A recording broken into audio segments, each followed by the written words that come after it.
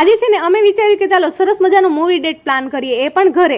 એટલે બસ પછી છે ને અહીંયા મેં નવું સ્પીકર બહાર કાઢ્યું રાજે, અને નવું પ્રોજેક્ટર બહાર કાઢ્યું. અને વધુ એક્સાઇટમેન્ટ લેવલ તો છે ને આ પ્રોજેક્ટર માટે હતું, કેમ કે ફર્સ્ટ ટાઈમ છે ને ભાઈ મારા ઘરમાં પ્રોજેક્ટર ચડાવવાના હતા, એ પણ નવું મુહૂર્ત કરવાનું હતું. એટલે બસ પછી રાજુ અહીંયા સરસ મજાનું બધું સેટિંગ કર્યું, અને ઘરની એક ખાલી દિવાલ ગોતીને ત્યાં છે ને સ્ક્રીન સરસ તૈયાર કરી, અને લાઇટ્સ ઓફ કરીને જોયું ને ત્યાં તો એકદમ જોરદાર રિઝલ્ટ હતું. અને બસ પછી અમે સરસ મજાનું શાવા મૂવી ચડાવ્યું અને એને એન્જોય કર્યું. અને તમે બધા ઘરે આવી મૂવી ડેટ પ્લાન કરો છો કે નહીં એ કોમેન્ટ કરીને જણાવજો. જો કે અમે લેપટોપમાં અને મોબાઈલમાં તો બહુ બધી વખત પ્લાન કર્યું, પણ હા પ્રોજેક્ટરમાં ફર્સ્ટ ટાઈમ કર્યું, અને એક્સપિરિયન્સ પણ બહુ સારું રહ્યું. અડધું મૂવી પૂરું થયું ને પછી મને એમ થયું કે ચાલો નાસ્તો પાણી તો થોડોક કરવો જોઈએ. એટલે રાત્રે 1 વાગે હું આવી રસોડામાં અને સરસ મજાની છે ને આ ધાણી ફોડવાનું કામ કર્યું, અને વળી પાછું ધાણીની સાથે સરસ મજાનું આ મૂવી એન્જોય કર્યું ખાતા પીતા.